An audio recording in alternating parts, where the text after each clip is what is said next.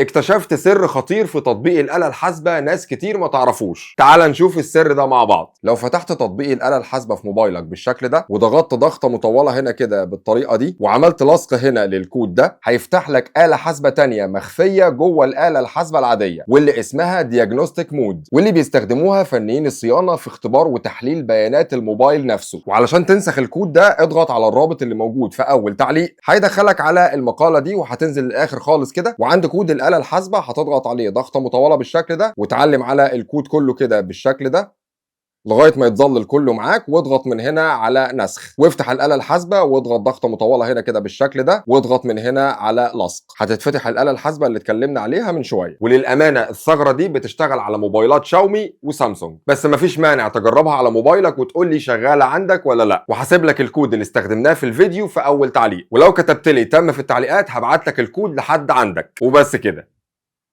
سلام.